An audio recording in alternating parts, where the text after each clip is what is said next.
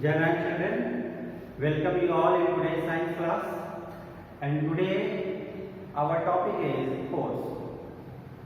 Before going through the definition, before going through the different topics in the force, let us have a little discussion about how force is important in our life. How many times we have listened this word in a particular day, and how can we try to define a force? Is it possible to define a force? Can we do this? So before trying to give a proper definition to the force, let me give you an example. Most of the time when I go to the market and I go to a shop, then I see at the door of the shop it is oftenly written as push.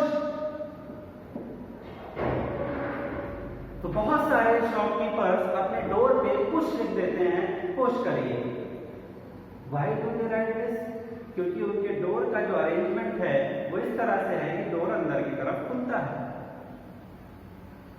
चलिए, कहीं कहीं ये भी देखा गया है कि door बाहर की तरफ खुलता है, तो वहां पर लिखते हैं पुल. वहां लिख देते हैं कि पुल करिए भाई, अगर आप बार बार पुश करेंगे तो दरवाजा टूट जाएगा. इसलिए वो पहले से लिख देते हैं कि पुश या पुल, जैसा उनका अरेंजमेंट है डोर का वैसा वो वहां पर लिख देते हैं. चलिए, ये तो उनका अरेंजमेंट है, उनके डोर का अरेंजमेंट है, और उन्होंने बड़े स्मार्टली अपनी प्रॉब्लम को रिजॉल्व भी कर लिया.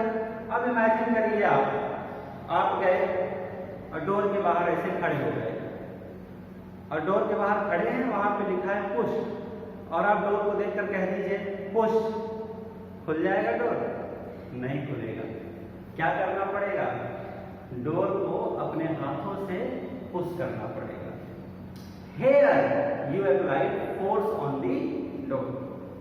And similarly, अगर आपके डोर पे पुल लिखा हुआ है और आप जाकर कह दीजिए पुल द डोर, तो क्या डोर खुलेगा?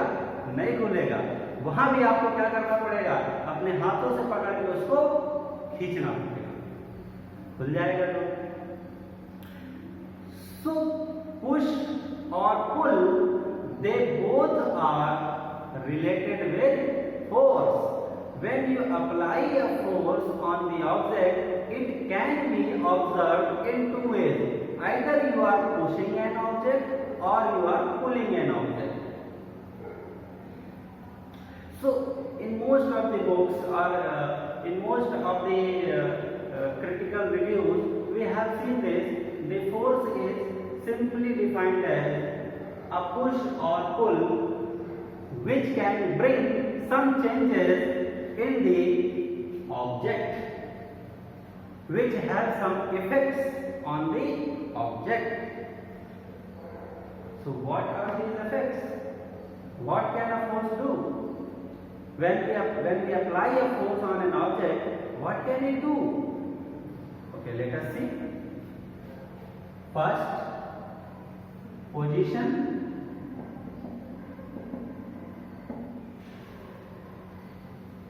सपोज एक बड़ा सा बॉक्स आपके घर में रखा हुआ है और आपकी मम्मी चाहती है कि आप इस बॉक्स को यहाँ से हटाकर वहां रख दीजिए ताकि सफाई कर ली जाए, और उन्होंने आपको बुलाया कि बेटा यहाँ आओ और मेरी हेल्प करो. What will you do? Will you say to the box please move from here? No, you will apply force on the box to change its position. You will push the box. So we can see from this example, force can change the position of an object. The second,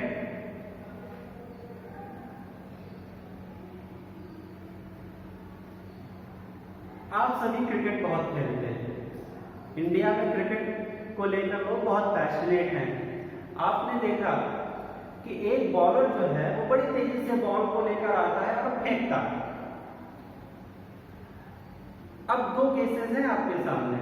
एक case है कि वो ball जो batsman है उससे भी miss हो गई, वो भी नहीं मार पाया, और जो विकेट कीपर है वो उस बॉल को पकड़ने से रह गया। He also missed to the catching of the ball. तो क्या होगा, बॉल जैसे जा रही थी वैसे ही सीधी चली जाएगी।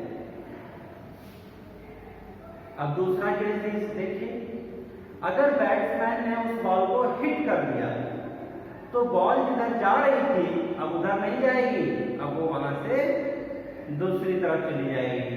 तो जब किसी भी ऑब्जेक्ट पर फोर्स अप्लाई किया जाता है तो उस ऑब्जेक्ट के मोशन की डायरेक्शन को भी बदल सकता है। सिमिलरली क्रिकेट जिनको पसंद नहीं है वो फुटबॉल के एग्जाम्पल ले सकते हैं। तेजी से आदमी फुटबॉल को एक दूसरे प्लेयर ने दौड़ के आया और दूसरे बड़ी तेजी से उसने अपना स्ट्रोक लगाया अपने पैर से और फुटबॉल की डायरेक्शन बदल गई। ऐसे बहुत सारे एग्जाम्पल हम अपने डे टू डे लाइफ में देख सकते हैं। तो फोर्स पोजीशन में चेंज ला सकता है और फोर्स किसी भी मूविंग ऑब्जेक्ट के डायरेक्शन को बदल सकता है, डायरेक्शन ऑफ मोशन।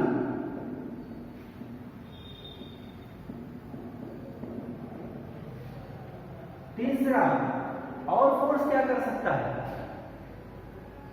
फोर्स किसी भी ऑब्जेक्ट के मोशन को घटा या बढ़ा सकता है, उसको तेज या धीमा कर सकता है। जैसे आपका कोई फ्रेंड बहुत तेजी से साइकिल से भाग रहा है और पीछे से आपने उसकी कैरियर को पकड़कर उसकी कैरियर को पकड़ के खींचने की कोशिश की, तो क्या हुआ, वो उतनी तेजी से भाग पाएगा? नहीं भाग पाएगा, उसकी स्पीड रिड्यूस हो जाएगी, कम हो जाएगी। या आप बड़ी तेजी से जा रहे हैं और सामने से बहुत तेज हवा चलने लगे, तो सामने से एयर प्रेशर जनरेट हो रहा है जो कि एयर के फोर्स को रिप्रेजेंट कर रहा है, एयर जो फोर्स एक्सर्ट कर रही है आपके शरीर पे। क्या अब आप उतनी तेजी से जा पाएंगे? नहीं जा पाएंगे। तो फोर्स जब भी किसी भी ऑब्जेक्ट पर opposite the direction of motion लगता है तो उसको धीमा कर देता है। लेकिन वहीं पर अगर आपका दोस्त साइकिल से जा रहा है और आप पीछे से उसको पुश करना शुरू कर दीजिए, अब क्या होगा, अब उसकी स्पीड और तेज हो जाएगी, वो और तेज भागने लगेगा। तो हमेशा फोर्स स्पीड को धीमा ही नहीं, उसको कभी कभी बढ़ाता भी है। ये इस बात पर निर्भर करेगा कि आप फोर्स मोशन के डायरेक्शन में लगा रहे हैं या उसके अपोजिट लगा रहे हैं। But the final conclusion is this, force can change the speed of an object, speed of object. What else force can do? Force can change the shape and size of an object. This is very simple thing. बहुत आसान है ये। आपके पास एक carton box है, आपने उस carton को दोनों हाथों से दबा दिया, क्या होगा, वो कार्टन उतना ही बड़ा रहेगा?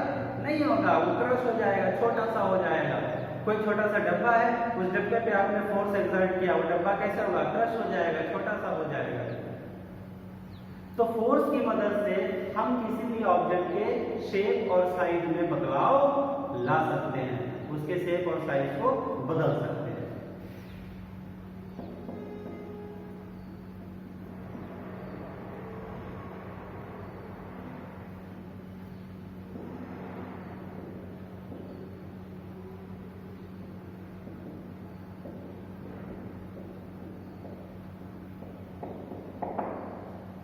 So this way there are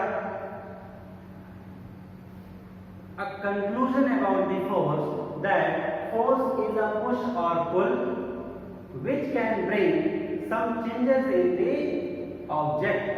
And what are these changes? It can be change in position, it can be change in direction of motion, it can be change in the speed of the object, and it can be change in the shape or size of the object. So this is a basic discussion about the force. This is what is force and what effects can a force